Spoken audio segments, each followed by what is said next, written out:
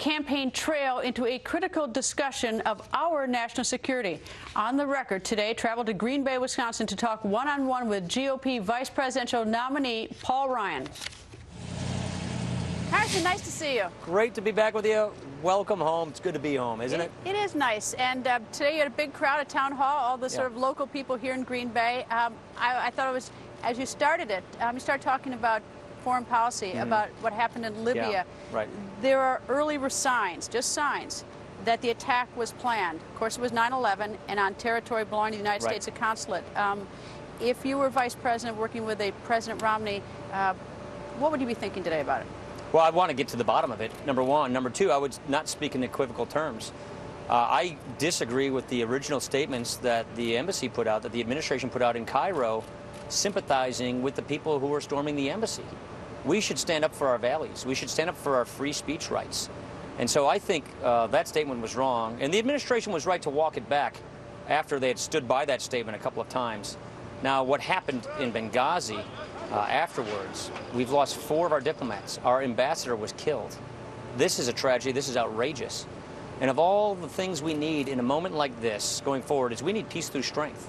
Our adversaries who are tempted to test us need to know that America is strong militarily, that we're not going to have these devastating defense cuts that I think questions the resolve and the strength of our military, and our president needs to speak with force and clarity for our principles. That sort of mixes several issues. One is how do you achieve peace through strength? Right. 2, we have this issue of sequestration. Right. And 3, Afghanistan, what are we going to do about Afghanistan? So do you want to sort of pick off each one? Sure. So peace through strength, what we mean is don't gut the military.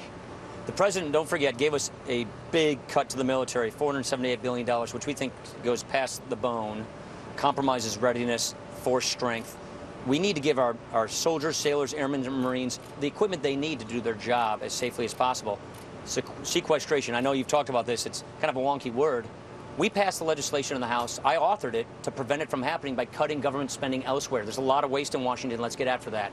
Now, there's waste in the Pentagon. We definitely have to go after that. But this goes far past that. And by doing this, by having these reckless defense cuts coming down the pike, that's coming under President Obama's lack of leadership or his proposals, that weakens us.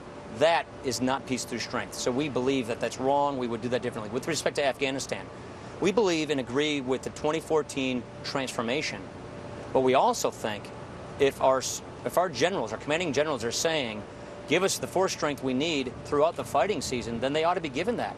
Because if you have a troop drawdown in the middle of a fighting season in September, our fear is if you're giving them the same objective, the same counterinsurgency strategy, but taking people out while we're getting shot at, that, I fear, makes us more vulnerable. So we have issues with the way that the Obama administration is prosecuting it on some of these decisions. We support the 2014 transformation. In the event you become vice president and Governor Romney becomes president, you inherit wherever we are in the transition of Afghanistan. So assuming that you are vice president, he's president, what do you do at that point? Well, we stick with the 2014 transition period. And then 2013 is the time where we reassess what the post-2014 posture looks like. That's something we've been saying all along. That's what any administration is going to have to do, which is we have this timeline of 2014. We agree with that timeline. We're moving toward that. But we have to spend 2013 assessing what is our posture, because the goal here, Greta, is to continue to deny a safe haven for al-Qaeda and related groups so that they don't have staging grounds, the means of acquiring weapons and money to come and attack us again. Are we safer now than when President Obama took office? Well, I think because of the drone strikes, because of killing Osama bin Laden, because of the Bush administration's prosecution on the war on terror, we are safer, but I would say it's kind of a mixed record. I really think by gutting defense like the president is doing, that those risks are unpalatable. Because what it does is it tells our adversaries that we're weakening, that we're reducing our strength of our military. And I think you'll have more foreign policy adventurism. I also think the Iran policy by this administration has been woefully inadequate. We are at a place where they are 90% of the way toward getting a nuclear weapon. What would you do, though? I mean, it's like, this has been a troubling thing for the world. What would you do? Well, I think I've been working on increasing and boosting up sanctions for quite a while in Congress. The Obama administration was brought kicking and screaming to putting in these tough sanctions. They've equivocated on these sanctions. Had we had the kind of resolve we needed back in 2009 and earlier, hopefully we would have had a different outcome. But these sanctions can only work if they're really tough sanctions that make the mullahs in Iran change their opinion about going for a nuclear weapon. They haven't changed their opinion. They've gotten much farther down the path of getting a nuclear weapon. And at a time when our ally, Israel, needs our strength and needs our moral support, our public support, it's now. And I fear that the relations with Israel are at an all-time low. How much more can we crank up? And we have the problem that they're cheaters. And I mean, they'll get around the sanctions, or there'll be some countries that won't go along with the sanctions and will cheat. There comes a point when there just isn't that much more margin to crank it up, and it's only hurting the people. Yeah, but the thing is, with these central bank sanctions, the Obama administration requested and got waivers. They're giving waivers. And so you say no waivers? No, I'm saying, well, yeah, in some cases. The great thing about central bank sanctions is you can really bring pain to the government of Iran without necessarily hurting the people of Iran. And I don't believe that the administration has been strong enough on sanctions. More importantly, they dragged their feet on sanctions. It was only because of an enormous bipartisan support for sanctions in Congress that we have the sanctions we have today. They're a little late. And that's what I'm concerned about is it's been 4 years. They've gotten this much closer toward a nuclear weapon. But think about what the world would look like with a nuclear Iran. This is the world's greatest sponsor of terrorism. It could very well trigger an arms race in the Middle East, a very dangerous part of the world. And think about how they would conduct themselves if they're a nuclear nation. They've been supporting terrorism already, Hezbollah, Hamas. Think about what they would be like if they have a nuclear weapon behind them. That thought shudders. I shudder to think about it, because this, I think, is our greatest foreign policy concern right now. It affects the national security of America and our allies. And I just think by the results of the fact that they're this much closer toward a nuclear weapon, that this administration has just not done near the job they should have done. You mentioned today at the town hall meeting, someone asked you about the doctor in Pakistan, and you were harsh about the leaks coming out of the White House, but you also said something about our relationship with our allies, and I don't want to misquote you, but has our relationship in the last 3 years changed with many of our allies? Well, I worry that by gutting defense like we are, by not speaking with moral force, by standing up for our principles, freedom of religion, freedom of speech, women's rights, individual rights, the president has missed lots of opportunities. The Green Revolution in Iran. He said Bashar Assad had to go about a year ago. He's still there. And so I worry that our resolve is being tested. Our adversaries see us gutting defense, and so they're more willing to engage in what I call foreign policy adventurism. And our allies, they wonder if we have the kind of resolve that we traditionally have. Take a look at the way we've been treating Israel lately. Take a look at all these other issues. And I really believe that we need a peace through strength doctrine, which we don't have.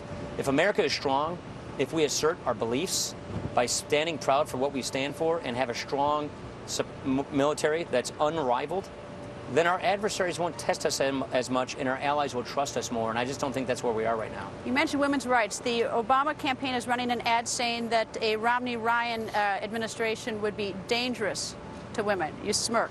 I smirk because this is what politicians do when they don't have a good record to run on. Look at where we are in this economy. 23 million people struggling to find work. The poverty rate among women is the highest in a generation. President Obama said if you just passed his stimulus package, all this borrowing and spending, unemployment would never get above 8%. It's been above 8% for 43 months. So the president doesn't have a record to run on, so he's running this divisive campaign.